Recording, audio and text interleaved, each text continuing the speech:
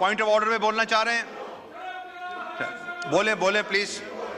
तो चुप कराएं स्पीकर साहब।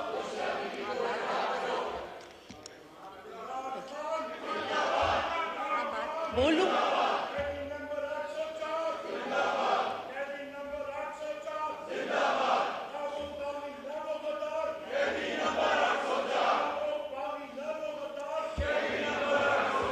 भैया ऑनरेबल मेंबर से गुजारिश है कि आप सारे अपने आपके भी पॉइंट ऑफ ऑर्डर शुरू करने वाले हैं, आप तशरीफ रखें, अपने पॉइंट ऑफ ऑर्डर पे बात करें। प्रोटेस्ट हो गया, रजिस्टर भी हो गया। Thank you.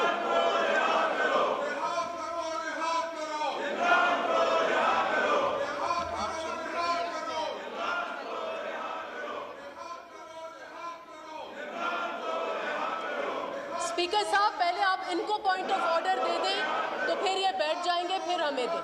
Late them speak first, at least they will bring in some discipline in the house. उनको कहें इनके पॉइंट ऑफ ऑर्डर्स ले लें तो फिर हमारी बात सुनी जाएगी। डोगर साहब, अब आपको ही टाइम देते हैं, आप अपनी किसी मेंबर से बुलवा लें। आप यही चीजें आप अपने पॉइंट ऑफ ऑर्डर पे कर सकते हैं। कौन? तो आप इमरान न्याजी साहब को माइक देते हैं ना जी। इमरान न्याजी साहब ऑन पॉइंट ऑफ ऑर्डर।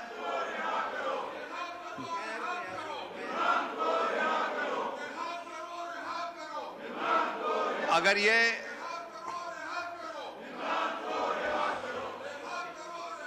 फिर ये सेंस ऑफ द हाउस ये है कि हाउस को एडजर्न कर दें, तो फिर हम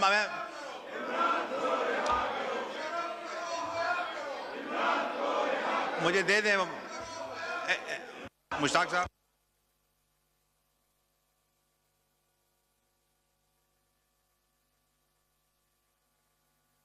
अदा होगी जी कि एहतजाज ज़रूर रिकॉर्ड करवाएं। आपकी माशाल्लाह नशिस्तें मौजूद हैं, नशिस्तों पे भी बैठ के बात करें। यही बात जो है वो डाइस के अलावा भी हो सकती है। और मैंने शुरू में अर्ज़ किया था, अगर ये ख्याल हो हमारा कि ये फोरम जो है ये अदालतों से ज़मानत हासिल करने का या रिहाई हासिल करने का फोरम है, तो हम सारे मिस्टेकन हैं इसमें। वो लड़ाई वहीं पे लड़ी जाएगी जहाँ पे कानून और आइन कहता है, वो दलील से होगी, वो केस के रिकॉर्ड से होगी। हम खुद इसमें से गुजरे हैं, बाकी लोग भी गुजरे हैं।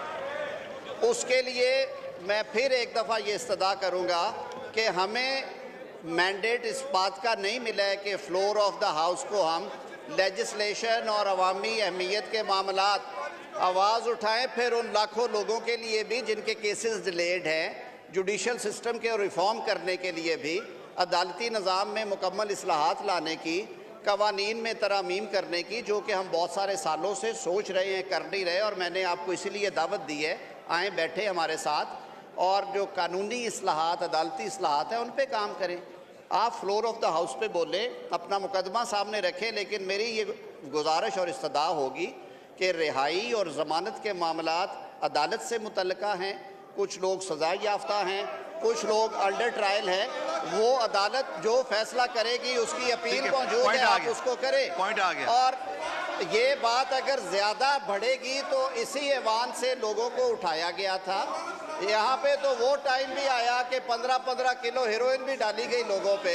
उन्होंने भी अदालतों से ही जाके अपनी रिहाई मुमकिन बनाई है। Thank you. थोड़ा चले अभी नफीसा शाह साहब आपको दिया था फ्लोर, उसके बाद इमरान न्याजी साहब, नफीसा शाह साहब के उमेर, सॉरी। बहुत शुक्रिया स्पीकर साहब।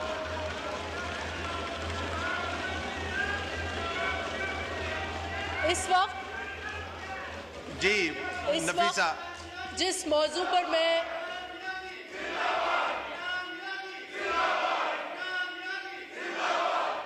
थैंक यू मैं जिस मौजू पर बात करना चाह रही हूँ वो इस मुल्क के लिए, इस मुल्क की फूड सिक्योरिटी के लिए, इस मुल्क की मईशत के लिए बहुत अहम है। मिस्टर स्पीकर, जनरली हम सबको पता है कि पाकिस्तान की जो मईशत है उसकी रीढ़ की हड्डी कहें, उसकी बुनियादें कहें, वो ज़राअत है।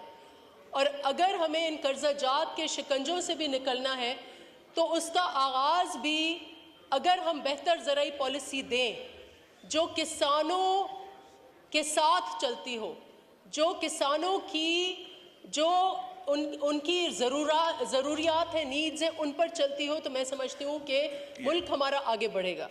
जनाब स्पीकर, अगर हम सबसे को MQM है यहाँ पे, इनका भी कोई रिप्रेजेंटेटिव आ जाए, इस्तेकाम के आ जाएं, IPP के आ जाएं, खालिद साहब आप तशरीफ़ ले आएँ, शाहिदा साहब आप नूर आलम साहब को बता दीजिएगा, आप भी देख लीजिए ताकि ये 11 बजे करके प्लीज़ हम कंक्लूड करें ये कमेटीज़ वाला इशू, सीटिंग का इशू, चेयरमैनशिप्स का issue as soon as possible. जी उमर अयूब साहब, और प्लीज़ मुझे अभी तक नाम नहीं दिए आप लोगों ने पॉइंट ऑफ ऑर्डर्स पे कौन कौन मेंबरान दे दीजिए।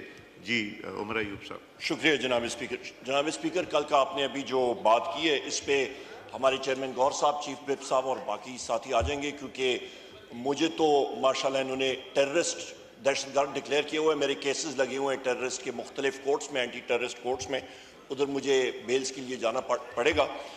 दूसरी अहम चीज़ जनाब स्पीकर, इस बिल के हवाले से मैं बात करूँगा कि इसको आप सर इनफॉर्मली ना लें स्पीकर साहब, फॉर्मल प्रोसेस 5 दिन 2 हफ्ते डिले हो जाए, पर formal process finance and revenue की कमेटी में ज़रूर डालें, रिकॉर्डिंग होगी, सही काम होगा, मुख्तलिफ लोगों को बुलाया जाएगा, एक्सपर्ट्स को बुलाया जाएगा, यहाँ से भी हमारे लीगल साथी मौजूद हैं, उनका इनपुट आ जाएगा, कोई बेहतर चीज़ आएगी। हम लोग चाहते हैं कि मुल्क के लिए काम किया जाए।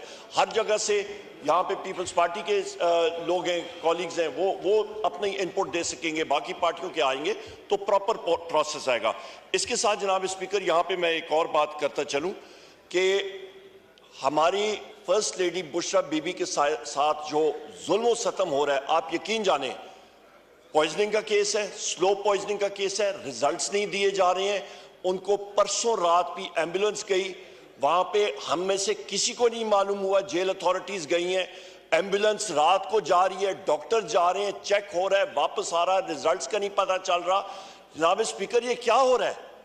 मतलब न कोर्ट्स पे सुनवाई हो रही है, न कहीं और हो रहा है, और वो रिजल्ट्स दबाई जा रहे हैं। स्लो पॉइजनिंग का केस दूसरे एक्सपर्ट्स क्लियरली बता रहे हैं कि उनको पॉइजन दिया गया है, वो शवाहिद सामने आ रहे हैं, इमीडिएट होता तो वो सामने आता, उसको सप्रेस किया जा रहा है। उनको जनाब स्पीकर इमीडिएटली रिलीज उनका होना चाहिए। उनके जो केसेस हैं वो टोटल बोगस केसेस हैं, खत्म हो चुके हैं।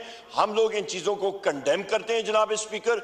बुशरा बीबी के साथ जो जुल्म सितम हो रहा है उसको हमारी सारी पार्टी जो है वो कंडेम करती है, हम लोग नहीं टॉलरेट करते हैं। उनके साथ मैं फिर रिपीट करता हूं, शवाहिद आ चुके हैं, स्लो पॉइजन के शवाहिद आ चुके हैं, माने ना माने वो दूसरी बात है। जो कहते हैं कि हम लोग नहीं करते हैं सर, उनको वही चीज दी जाए और वही टेस्ट रिपीट दिए जाए, फिर हम लोग कहते हैं कि फिर हम लोग मानने के लिए तैयार हैं कि वही जो टेस्ट रिजल्ट आ रहे हैं वो फिर जो बाकी साथी जो नहीं मानते हैं, जो लोग नहीं मानते हैं, अल्लाह फिर उनको वही रिजल्ट नसीब करे। हम लोग तो यही कहेंगे जनाब स्पीकर, खुदारा इस मुल्क के लिए, इस कौम के लिए वो मकसूद चपरासी था, केस लगा, पॉइजन दिया, जो हुआ उसको हार्ट अटैक हो गया। यही वो चीजें हैं जिसकी हम लोग निशानदेही करना चाहते हैं जनाब स्पीकर। खुदारा इन चीजों पे आप नजरसानी करें और यहां पे हमने इन चीजों पे जोर देना है। मैं फिर आखिर में कहूंगा और इस हाउस के जरिए जितनी हमारे ऑपोजिशन मेंबर्स हैं कि बुशरा बीबी का केस अडयाला जेल की अथॉरिटीज को इंस्ट्रक्ट करना चाहिए, उनको हमें एक्सेस चाहिए, शौकत खानम के डॉक्टर्स के जरिए एक्सेस होना चाहिए, प्राइवेट हॉस्पिटल जिस पे हम पे एतबार है उनके जरिए मतलब हमें एक्सेस होनी चाहिए। और वो हम लोग मानेंगे, ना कि जिस तरह गुज़िश्ता दौर में मियां साहब की जो प्लेटलेट्स का काउंट का इशू था, प्लेटलेट्स जो थे वो ठीक थे, फिक्टिशियस रिपोर्ट्स जो हैं वो सामने लाई गई थी और उसकी बिना पे उनको लंदन भेजा गया था। Thank you. लॉ मिनिस्टर साहब। पहली बात तो ये है कि ये मामला सब जुडिस है और अदालती अहकामात के तहत उन्होंने इल्ज़ामात भी आयद किए और इल्ज़ामात भी काफ़ी हद तक उन इल्ज़ामात में एग्जैजरेट किया गया, वहाँ कहा गया कि पॉइजनिंग करवाई गई और मुल्क के मुवक्कर इदारों के सरबराहान को उसमें उंगलियाँ उठाई गई। सबसे जो इस्लामाबाद का सेटल्ड एक इंस्टीट्यूशन है शिफा, वहाँ से रिपोर्ट्स आई हैं। अब जब रिपोर्ट्स दुरुस्त आ गई हैं तो मेरे ख्याल में इस एहतजाज की गुंजाइश नहीं है। उसकी वजह यह है कि आप अगर अपने मर्जी की रिपोर्ट चाहते हैं तो ज़रूर जाएं। शौकत खानम की रिपोर्ट्स तो आप ही ने देनी है और आप ही ने बनानी है। गवर्नमेंट हॉस्पिटल पे इन्होंने एतराज़ किया, अल शिफा में भेजा गया, दूध का दूध, पानी का पानी। अब उसके बाद क्या रह जाता है? Order in the house. जो लीगल कोर्स है वो अदालत से जाके ले ये